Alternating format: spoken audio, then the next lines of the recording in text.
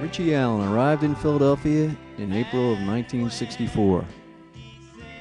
And it didn't take Gene Mauch very long to recognize the talent Allen had. Although he had been an outfielder in the minor leagues, Mauch decided to make him his third baseman. Pitch, bouncing ball to third. Allen scoops it up, long peg, in time. The hot corner was exactly that for Richie Allen in his rookie year. He chalked up 41 errors, but more than made up for that with the rest of his game. Here's the pitch. There's the ball hammered to short to Wills. Up, bobbles. He might not get anybody. He doesn't. And Wills is going to be charged with a boot. He had tremendous speed and could go from first to third as well as anybody in the National League.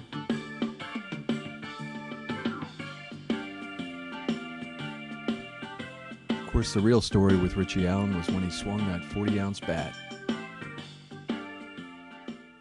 And seemed like when it hit the bat, bam! He just stand there and look up. Then he would start jogging because he'd know himself it's a home run. In 1964, he was awarded with the Rookie of the Year honors in the National League. But more than that, 64 was the year that Allen made a lasting impression on me. Allen hits a long drive to left field. Going back, it's against the wall. My dad used to give me $1.75 to buy something at the souvenir stand, which, by the way, was just enough for a hat and a pennant. When Richie Allen was in the on-deck circle, however, I never left my seat, and neither did anybody else. As far as I'm concerned, there's never been a hitter who so captivated a crowd as Allen. The grandstand was filled with anticipation as number 15 dug in the batter's box. You just never knew when he was going to get hold of one in his wheelhouse. Here's the 1-2 pitch. Long drive, left field, home run. Way up on the roof. Brother.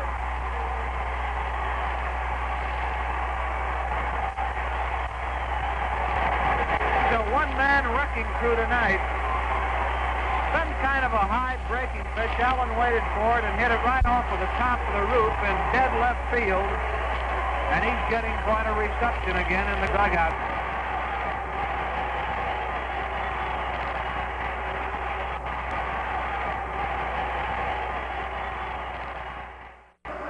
Richie Allen came with a heavy bat and I say a radical mind. On July 3rd of 1965, Richie Allen got into a fight with his teammate Frank Thomas during batting practice. Thomas was subsequently released, and many fans blamed his departure on Allen. The incident would forever change the way some fans would treat Richie Allen. Later that same week, the Phils played a twilight doubleheader against the San Francisco Giants. I was at that game, and Richie Allen was booed throughout the night. In the first inning of the second game, Allen stepped to the plate with the bases loaded. He teed off on Jack Sanford's pitch with a tremendous shot to right center field. By the time the ball came down, it had cleared the scoreboard to the right of the clock. Allen circled the bases to a thunderous applause. Evening Bulletin sports writer Ray Kelly wrote the next day that the ovation almost lifted the roof off the ancient playpen. To me, this night is the perfect illustration of the relationship between Richie Allen and the Phillies fans. It also marked a change in his relationship with Gene Mauch, who had ordered Allen not to talk about the fight or he'd be fined heavily. Over the next few years, Allen would be embroiled in one controversy after another with team management. One thing that didn't change, though, was the way Richie Allen hit a baseball. He was dubbed one of the best at that time in his era, so with that kind of notoriety, he used that as a tool. They couldn't take away from his bat. So he had a bat, and his bat backed up his mouth. He could hammer the ball to all fields. And over the years, more than a few outfielders found themselves with their backs up against the wall. One thing I've noticed over the years, it seems to be impossible to mention Connie Mack Stadium without Richie Allen's name coming up. Memories have lingered for years of the balls he would hit off the Spec Cadillac sign or the Coca-Cola sign on the left field roof. On May 29, 1965, Allen unloaded on Chicago right-hander Larry Jackson. The ball cleared the left field roof and came down 529 feet away. It's thought to be his longest. Another time, he hit one that appeared to still be going up when it hit the light tower and rattled around on the roof before dropping back down onto the field. Besides Allen, Willie McCovey and Wes Covington are generally credited with hitting balls over the scoreboard. It didn't happen very often.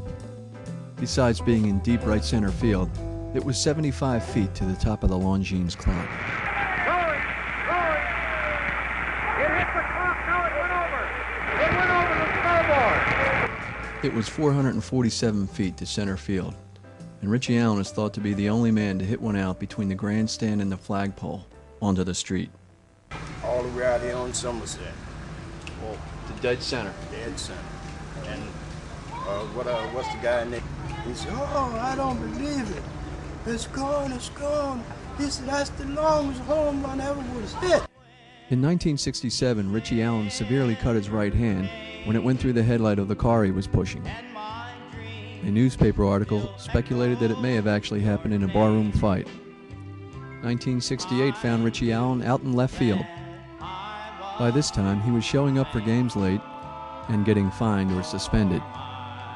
By 69, Allen was at first base, and this is when he began writing in the dirt. He decided he had had enough and wanted to be traded. He said he would not be back. Now, just before Allen comes in, and you hear the reception. So far, it's briefly for station identification. Some have come to cheer, some have come to boo, some have come to raise banners, whatever they've come to do. They're doing their thing, and here is the man who generates all this electricity. 3-1 pitch, there goes Brock, and this ball is way out of the ballpark. Oh, over the Stadium Club.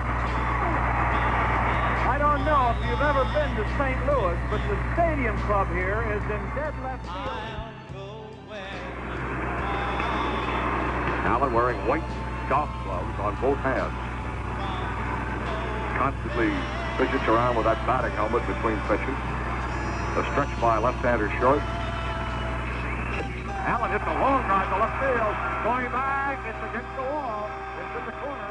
Here comes Brock to third base.